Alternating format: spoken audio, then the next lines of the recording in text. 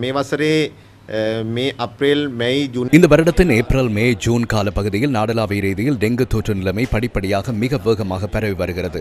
நேற்று வரையிலான புள்ளி விவரங்களுக்கு அமைய 39,000க்கும் அதிகமான டெங்கு நோயாளர்கள் பதிவாகியுள்ளதாக அறிக்கை எமக்கு கிடைத்துள்ளது. அதேபோன்று இந்த டெங்கு நோயினால் 20க்கும் மேற்பட்டோர் உயிரிழந்துள்ளனர். குறிப்பாக பாடசாலை மாணவர்களை எடுத்துக்கொண்டால் 5 வயதுக்குட்பட்ட மாணவி ஒருவர் உயிரிழந்துள்ளார். 10 வயதுக்குட்பட்ட 3 மாணவர்கள் உயிரிழந்துள்ளனர்.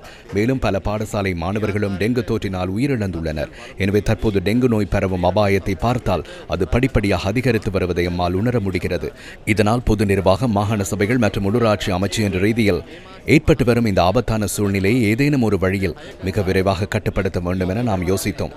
ஏனெனில் இந்த முறையில் டெங்கு நோய் நிலைமை அதிகரிப்பது நமது நாட்டின் சுகாதாரத்துறைக்கு தாங்கிக் கொள்ள முடியாத ஒன்றாக மாறிவிடும். நோய் பரவும் அபாயம் அதிகரித்து வருவது இதற்கு காரணமாகும். அதற்கமைய நாம் ஒரு திட்டத்தை தயாரித்துள்ளோம். இம்மாதம் 15ஆம் தேதி முதல் 20ஆம் தேதி வரையிலான 6 நாட்களுக்குள் குறித்த நாட்களுக்கான டெங்கு ஒழிப்பு திட்டங்களை நாம் ஏற்கனவே திட்டமிட்டுள்ளோம்.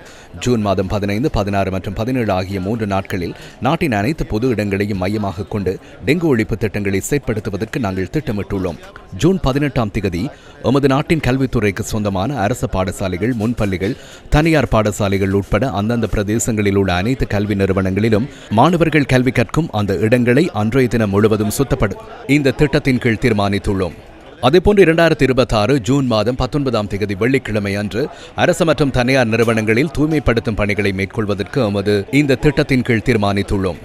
20ஆம் தேதி தனிப்பட்ட வீடுகள் மற்றும் வீட்டு வளாகங்களை தூய்மைப்படுத்தும் பணிகளை மேற்கொள்வதற்காக ஒதுக்கியுள்ளோம். தற்போது அனைத்து அரசு நிறுவனங்களுக்கும் இதற்கான கடிதங்கள் அனுப்பப்பட்டுள்ளன. நாட்டு மக்களிடம் நாங்கள் கோரிக்கை ஒன்றை விடுக்கின்றோம். ஏற்பட்டுள்ள இந்த ஆபத்தான சூழ்நிலையை புரிந்து கொண்டு இதற்கு தேவையான தூய்மைப்படுத்தல், சிரமதான பணிகளில் இணைந்து வேகமாக பெற வரும் இந்த டெங்கு தொற்றிலிருந்து நாட்டை பாதுகாப்பதற்கு தேவையான பங்களிப்பை வழங்குமாறு இந்த தருணத்தில் வேண்டுகோளை விடுக்கிறோம். இதனிடையே டெங்கு அதி அபாய வலயங்களாக அறிவிக்கப்பட்டுள்ள கொழும்பு மாவட்டத்தில் டெங்கு ஒழிப்பு தொடர்பான விசேட கலந்துரையாடல் ஒன்று கொழும்பு மாவட்ட செயலகத்தில் இன்று நடைபெற்றது. பிரதமர் கலாநிதி ஹரிணி அமரசூரிய தலைமையில் இந்த கலந்துரையாடல் நடைபெற்றது.